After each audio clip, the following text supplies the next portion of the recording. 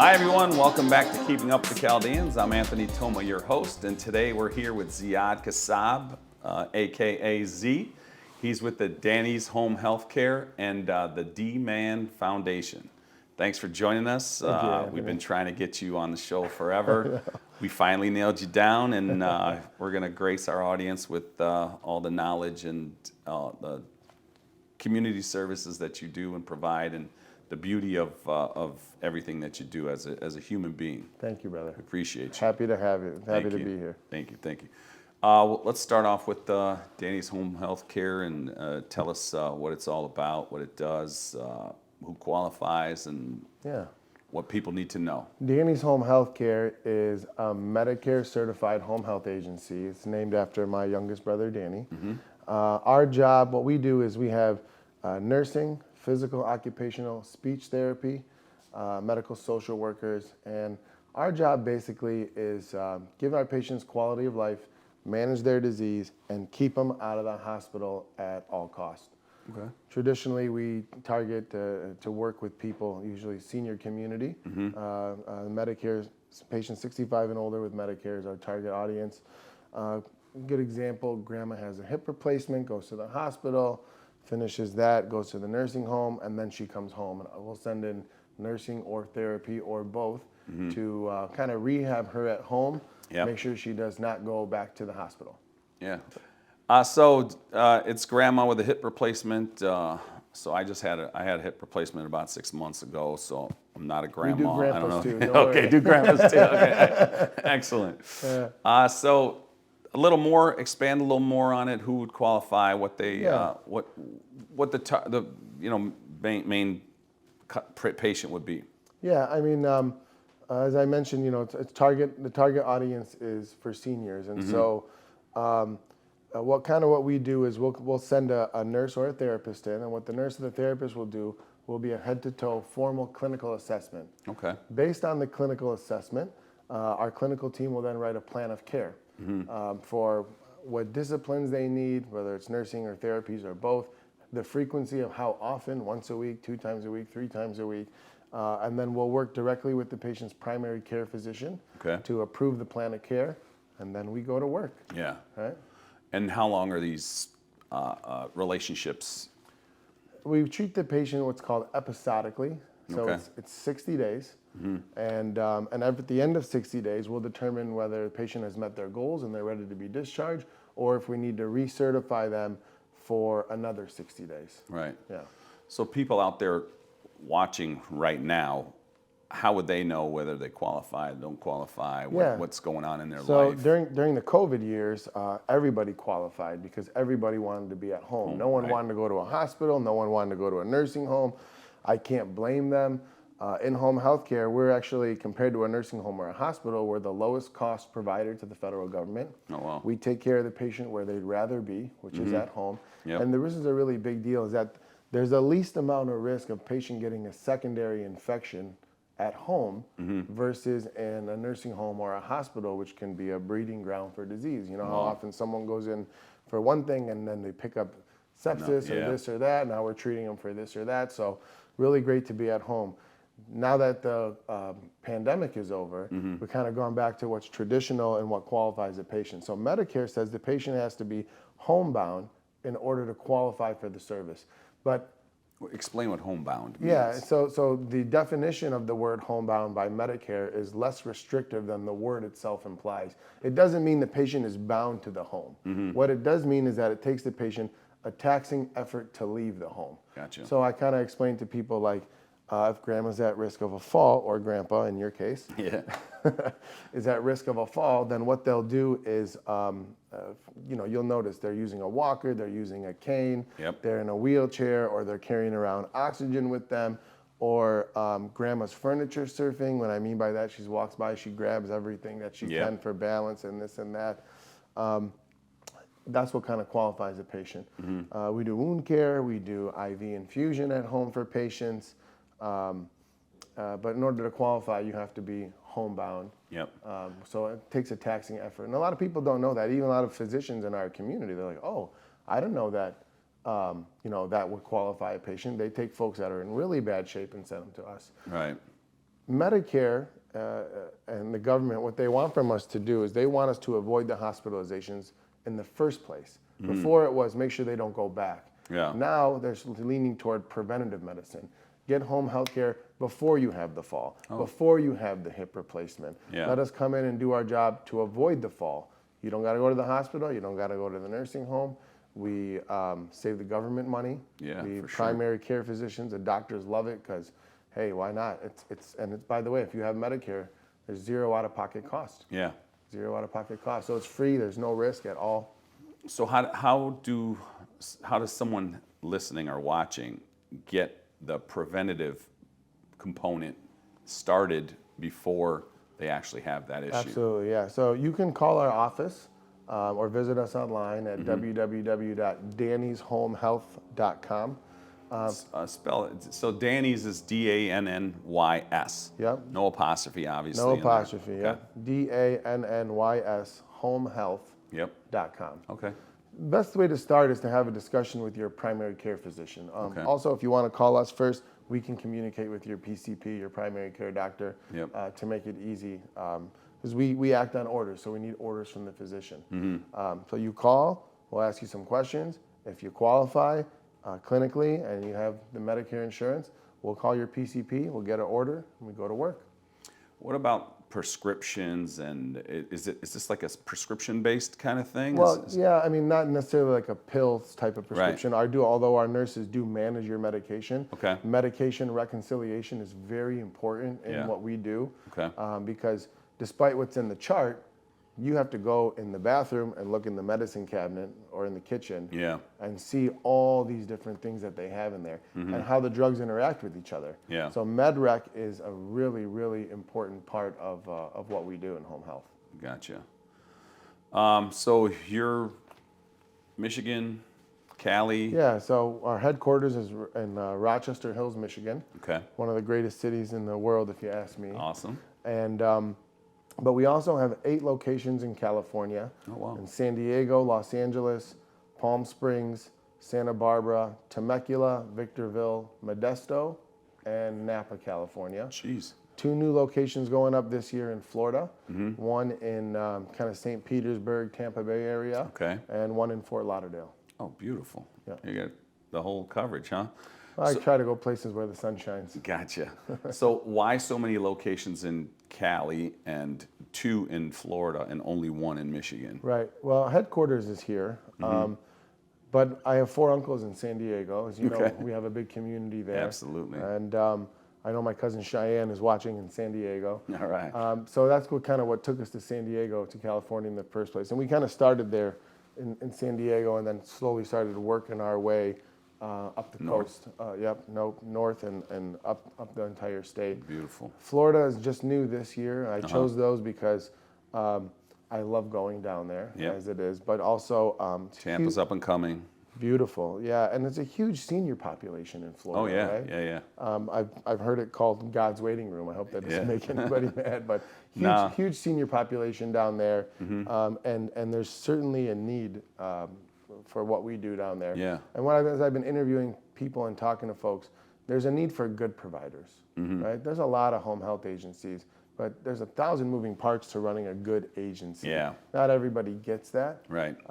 So just someone who knows what they're doing, which we have a fantastic team and really, really strong clinical Do team. you want to shout out some of your team without forgetting any? I don't know if I could shout them all Too out many, without forgetting. I've got great leadership. I mean, really all across the board. And there's so many people, I wouldn't be able to say all their names. Gotcha. But I love you all, Danny's home healthcare team. You're all rock stars. In fact, quite a few of them just volunteered and came with us on a mission trip for my foundation, which we'll get to. We'll definitely get into the foundation. Yeah. So what else can you tell us about what our audience should know about Danny's Home Health? Yeah, I mean, we have clinicians and a lot of folks in our office that speak the language, right? So that's really important. It gives people, we speak Surah, Chaldean, Arabic, so that gives a lot of our patients who don't speak English kind of a level of comfort. Nice. I think at the same time, too, we'll do that in a lot of different communities. We have Spanish-speaking nurses a lot in California.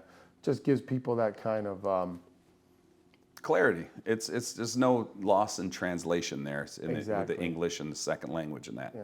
Communication is important too, because absolutely. we're only in there for a short time, and part of what we do, a big part of what we do while we're doing our job is teaching. Yeah. Teaching the families, teaching the caregivers how to continue to maintain good health after we leave the home. Right, right.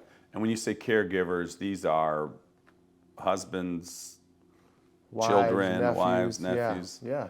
You find that a lot of times, and we deal with so many different families, sometimes, it's really hard for the families to step in and adjust and kind of take over the care. Yep. But I always try to encourage, what I see most of the time is amazing families who now take the patient who's had an injury and made them the nucleus, the center of the family. Yeah. And everything, all the brothers and the Revolves sisters around. and the parents do, revolves around the care That's of that beautiful. person. And it's a very, very beautiful thing. Yeah, it actually, we went through it with my mom. Yeah. And, while she was in the hospital, she was never alone. One of us slept there. Yeah. We hung out with her. We got her up. We ran her around. She came home. We did the same at the house too. And we had a wonderful caregiver there. She was amazing. She was with her, clowning around with each other. It's a beautiful time to make sure that you can reconnect with your loved ones. Absolutely. And in our community, in the Chaldean community, the families really step up. Oh yeah. Right. Like, I'm not putting my mom in a home. She's staying home with me. Right. So we see quite a bit of that in our community, and it's kind of also everyday reminder that life is short. It Nothing's really is. more important than family. Yep. Money will come and go. You spend your money, you can make more money. You spend your time, you can't make more time. Yeah, that's right. That's so you a fact. really, really need to make sure that my message to tell everyone, get your priorities right. Family is more important than everything. Family and friends, and that's what really makes you rich. Absolutely, no question.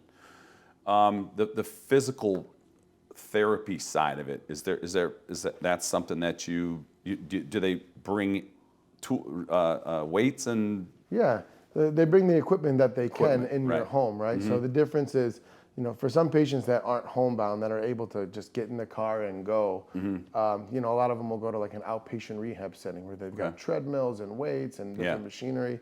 We do a lot of the stuff at home. We've also got occupational therapists on our team who do home evals and assessments, and they'll make sure that there's no trip hazards in the home. Oh, nice. We can work with the families through some other providers we work with if we have to put a ramp in or grab bars in the bathroom, or sometimes ripping out the tub and creating a roll-in shower for the shower chairs. And oftentimes, depending on the severity of the case, we'll actually go in and create a hospital setting in the home. Oh, nice. And then send the nursing in the home, which is where everybody, again, would rather be versus nursing home or hospital or some long-term stay facility. For sure. So you've been doing this forever, right? Yeah, I grew up in this business. My father started a home care agency when I was 11 years old to take care of my little brother. So, almost my whole life. I would say I grew up in this industry. It's funny how someone's personal experience turns into a business that then turns into this beautiful service for the masses. Yeah, it was really, you grow up with 24-hour nursing care in your home every day. It becomes, and at that age, I was 10 when my brother had his accident. My brother, Danny, was 7 when he had his accident. Wow. So he was just a kid. So you don't really know at that age. It just becomes second nature. Yeah. So you do it. And the relationships that we built with Danny's nurses and that our clinicians build with the nurses, it's very much like family because we're coming in your house. Yeah. Right? Yep. And sometimes they will work 12-hour shift. Yeah. Which means they're using your bathroom. Yep. They're sharing the refrigerator. Yeah. Right? So they very much come like family. And I remember we had a nurse for Danny. And one night, I think I was like 14, I didn't finish my homework and I went to sleep. And then I woke up in the morning and my homework was done. Oh my God. So for the next few weeks, I'll just kind of leave it out. and wake up. And then one day he's like to me, he's like, hey, I know what you're doing. I was like, what are you talking about?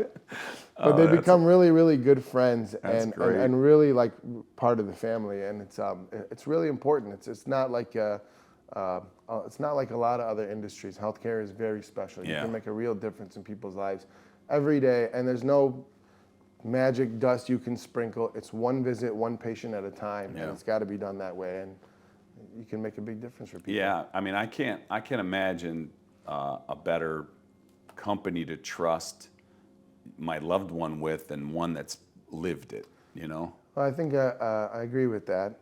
There's an old saying we have in healthcare that if you start the company from your pocket, then you run it from your pocket. Yeah. But if you start it from your heart, then you run it from your heart. Absolutely. Our motto: we'll lose money before we do a bad job.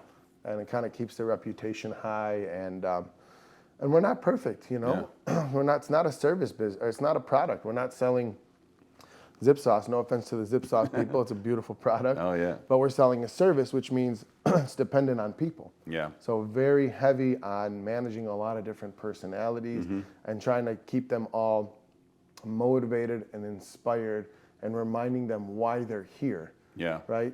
So they don't just get into the day to day. So we have just the most amazing clinicians. A lot of them have personal stories. Their dad went through this, someone went through that, so their heart's in the right place. Absolutely. Very, very special. So these empathetic people out there watching, how can they get involved? How can they apply for some sort of position with you, that if they're qualified, or if you have the you obviously have the proper training to bring somebody along? Yeah, I mean, we got a bunch of ads open on Indeed all the time, all over the country for who we're recruiting. If you want to apply, you can do it there, or you can go right online again at www.dannyshomehealth.com. Okay. And there's a jobs tab, and you can apply right there. So, all right. We're looking for good-hearted people with a lot of passion and compassion, and empathy. Yeah. Not to be confused with sympathy. Yeah, we don't want you to feel sorry for them. We want you to put yourself in their chair. Absolutely. Yeah. So let's get on to the fun stuff. The DMAN Foundation. Yeah, man, see how I'm smiling already? Yeah. You know, they say if you can find your passion and mix it with your purpose, it's really special. And DMAN is my passion. Okay. Although I love what we do with the home health care, don't get me wrong, it's very important work. But DMAN is definitely a very unique and special, fun. Oh yeah, it's so fun. So tell the people what it is and how it got started, and your latest adventures. So DMAN stands for, it's short for Danny's Miracle Angel Network. Okay. Okay, it's an acronym, and the idea behind it was a nickname, for Danny, but the idea is that it's a network of angels that make miracles happen for people in Danny's name. Yeah, and our slogan, or our hashtag, if you will, is "Be the Miracle." Yeah. And a lot of people don't know this. I stole that from the movie Bruce Almighty. Okay. You ever seen the movie, right? Of course, yeah. And the idea is that, you want to see a miracle, be the miracle, right? Yeah. God works through people. Yep.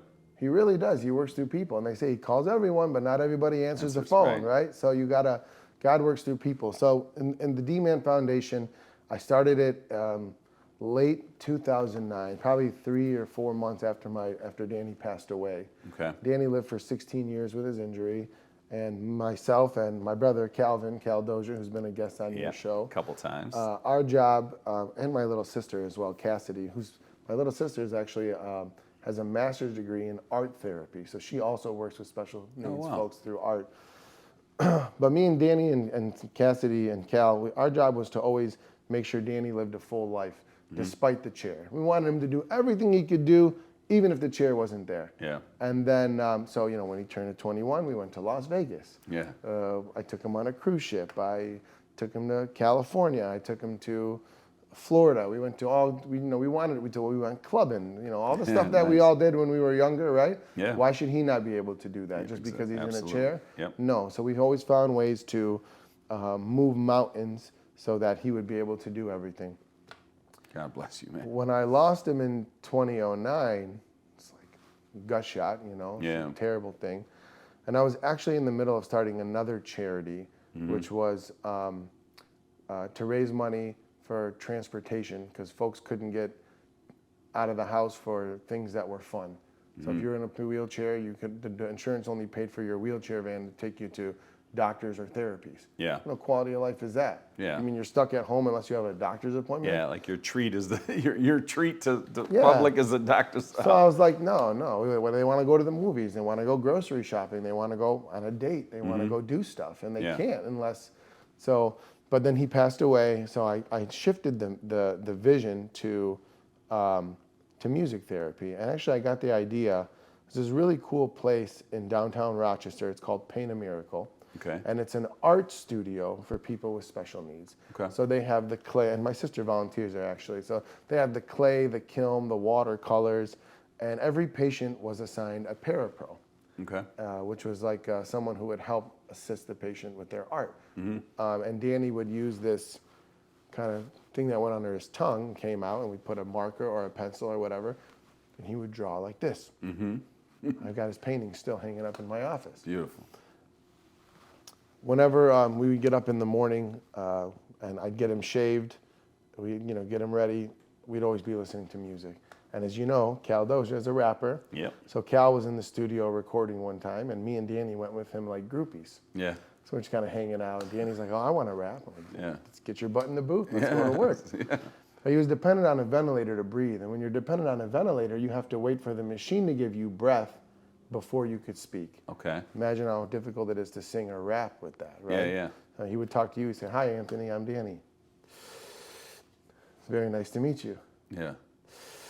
And you have to wait for the machine so you can continue. If you're familiar with Superman or Christopher Reeve's story, he had pretty much the same injury. Yeah. So we were like, don't worry about it, just go in and do your best. So he went and he did it. And then later we edited out the gaps, the sound of the breath. We kind of put a beat behind it. And he was like, damn, that's what I would sound like if I didn't have this machine breathing for me. And then he died, just not even a couple of months after that. Jeez.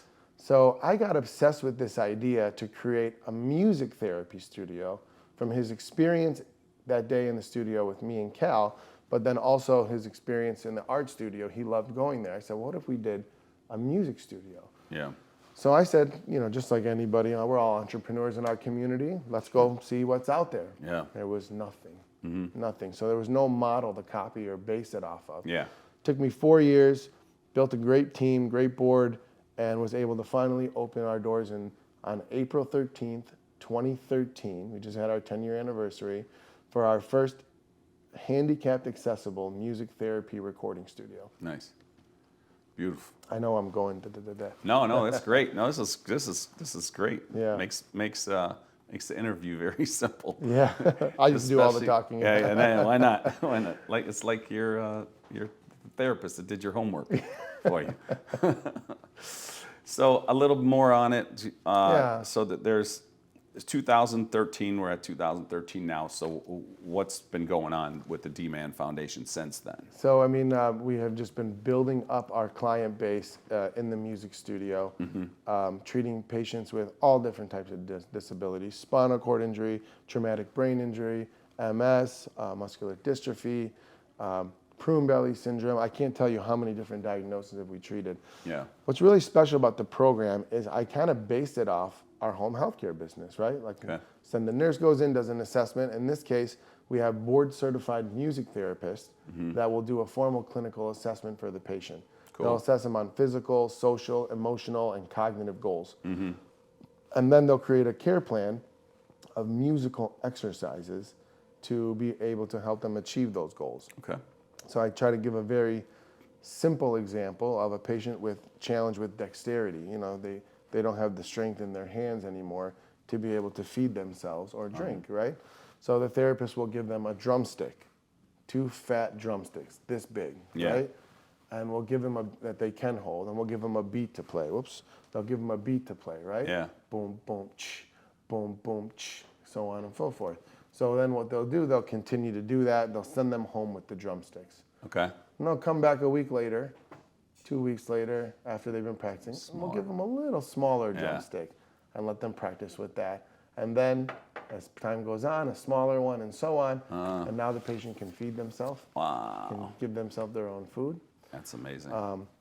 Emotionally and cognitively, so a lot of these folks had have, or I should say had, depression, which is normal, especially when, my brother had his accident when he was 7, but if you're 18 or 22 and you're in college and you got a girlfriend and you got a job and you're doing all these things and you wake up the next day and you can't move your hands or your feet, it's really hard for them to adjust. So depression sets in. Yeah. Why me? Why should I live here?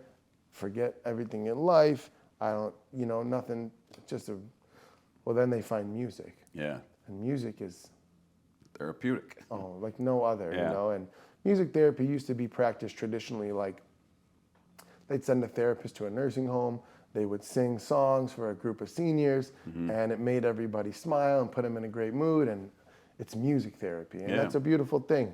Ours is more clinical. We'll actually measure them in those physical, social, emotional, and cognitive areas. We'll score them, and then we'll do that again in 30 days and another 30 days to measure the progress. So it's really, really, really, really cool, really, really special. And we also pair them with an audio engineer who mixes the music, who masters it, who makes it sound cool. And then they're the ones that create the track. We haven't got a cool thing there. We'll actually record the patient's heartbeat, use it as the beat for the track, and then build on it with different instruments. And some folks rap, some sing country, pop, some are nonverbal, so they'll write for other artists. Oh, nice. Right? Some do poetry. Some don't want to do that, so they actually make the beats and they're engaged with that. So there's a lot of different ways to be able to help them with these things. Now, are these local to like the Rochester, Detroit, Michigan area? Yeah, I'd say the majority are from Tri-County, but I got patients in Flint that come to the studio, Ann Arbor that come to the studio, primarily the Tri-County and the surrounding, we have some from Saginaw. And we've even done, during COVID, we did home visits. Where we would send the therapists and the engineers to the patients' homes. And a really cool thing we did during COVID was we had grants for AT, which is assistive technology. So it's the type of tech that allows a patient to open the door without using their hands or feet. Turn on the TV, change the channel, turn up the volume, turn on the fan, turn on the lights, all the stuff we walk in and do without thinking about, kind of integrating them with that, giving them cameras and then software on their computers to do their thing at home, and then we'd be doing virtual sessions with them during COVID. So that was it's amazing. Yeah, really cool. You helped a lot of people get through that crazy time. It's been fun. Oh yeah, for sure. With a really great team, we can do anything. Yeah, no doubt. How does one get involved in the program? How do you find them? How do they find you? What qualifies them? Yeah. Well, the really cool thing about the DMAN Foundation, and I do want to make some time after this talk about our second program, the travel program. Is that we try to make it so, unlike in healthcare or in a hospital or pretty much every other healthcare setting in the world, your treatment is dependent on your insurance. And a lot of times they'll say practice follows payment. Okay, what that means is that basically what practice follows payment, which means the practice of healthcare, the way we deliver the care, has to follow the payment or the budget that we're allotted, right? So if we can do a really great job and lose our shirt, we can't help anybody. We can't, you can do a bad job and make a lot of money. So good businesses find the balance between having a profitable business and delivering a really, really, really, really good care. So traditionally, pretty much all patients who are in a car accident or workers' comp injury would qualify for the music therapy. But if you have no insurance, we do group sessions twice a month. It's open for everyone. It's free. You can just come to the studio, hang out, jam, make friends. And then for those folks too, outside the music therapy, we do a lot of stuff with our assisted travel program. Started off with taking patients to basketball games, music concerts, just buying tickets, getting them out of the house, and getting them there. It advanced about 11 years ago during the Woodward Dream Cruise. We do this event called Dreams Come True on Woodward. And so what that is, and this year will be, I think, Friday, August 18th, is We have a car show, Motor City Camaro Club, and a bunch of my friends, they all bring out their convertibles. Yep. And there's a really cool car show and food and music. But then every patient will choose a car that matches their personality. And then I set up this giant tent, and I've got Hoyer lifts, slings, C-collars. Again, my nursing and therapy teams are volunteering. And we'll actually transfer the patient out of their wheelchair and into the front seat of the convertible so they can go up and down the Woodward Dream Cruise. Nice. And it ain't no driving Miss Daisy, Anthony. Yeah. They're smoking the tires. Wow. They're cranking AC/DC, rock and roll, and they're going up and down. And it's a really different perspective for them than being in their chair and in a wheelchair van, because you can't even see out the windows in a wheelchair van. The chair sits up high, right? Yeah. So just a totally different experience, totally different perspective. Wind in your hair, horsepower. You know, they'll put GoPros on the car so you can see the reaction when they hit the gas. And that's awesome. you know, started with this, doing that, and then I started. Is there some place people can go to see that footage? Yeah. So YouTube, we have hundreds of videos on YouTube. And what do we search? We've got our own page. It's just DMAN Foundation. Okay, cool. The DMAN Foundation. There's a whole page, tons of videos. You can type in DMAN Foundation Woodward. I mean, there's endless videos there, and from the ones that we've made, and also channels 2, 4, and 7. It's done a lot of coverage for what we do. Very cool. Very cool. Then I started doing helicopter rides for people. I'd get them out of their wheelchair and actually into a helicopter. Yeah. And they'd basically cruise Woodward from the sky, from the Pontiac, the Waterford Airport, down Detroit, and they get to see that perspective. This is during the cruise? No, this is these are 1 or 2 a day. Okay, that we'll do. okay, The gotcha. cruise, the Woodward Dream Cruise, we probably take.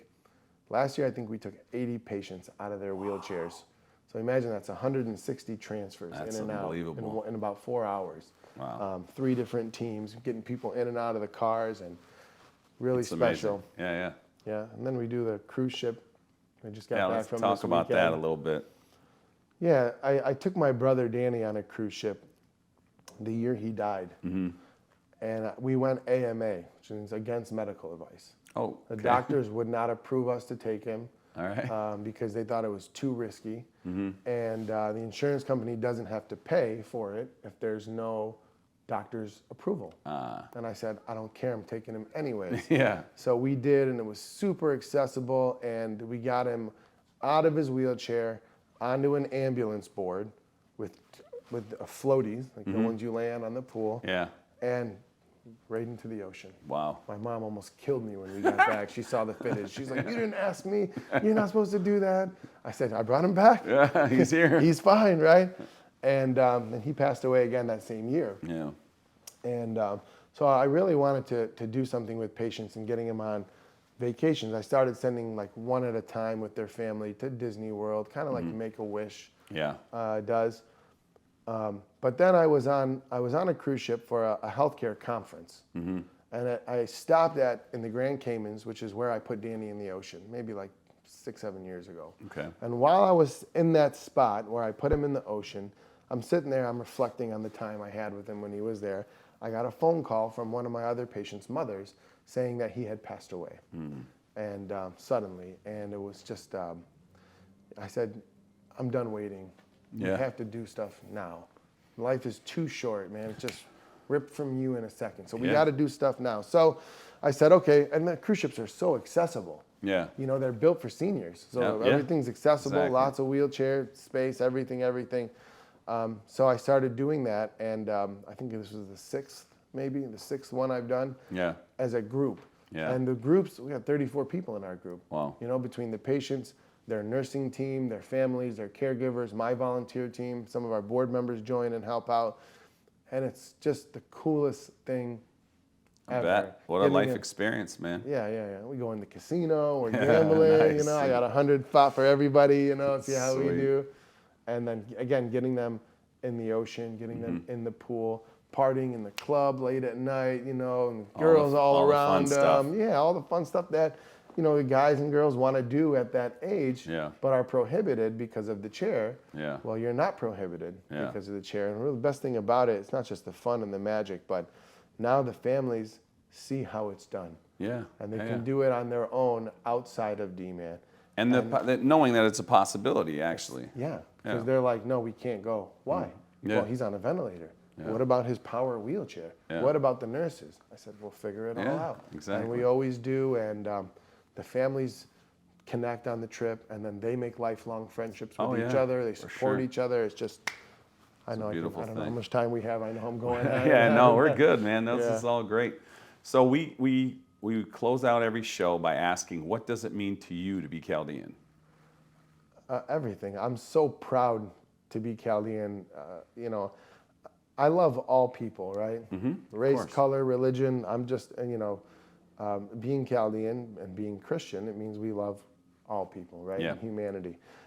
But being that we have, one of the most ancient languages in the world, and our homeland was the birth of civilization, the first constitution in Babylon, and it just, I wouldn't be anything else. I love my community here and in San Diego and everywhere. Yeah. And I'm a proud Chaldean American. Very, Awesome. very proud Chaldean American. Awesome. Yeah. Well, thanks for joining us. Thanks for engaging and making time to come out and My pleasure. And treat the audience with the knowledge that you spit at them. And Thank you. appreciate you, man. Thank you. Thank you. If you want to learn more about the DMAN Foundation, you can visit us online at www.mydman.org. mydman.org. And all that information will be down below. Okay. Thanks, y'all. Thank you. Thank you, brother. Appreciate it. Thank you.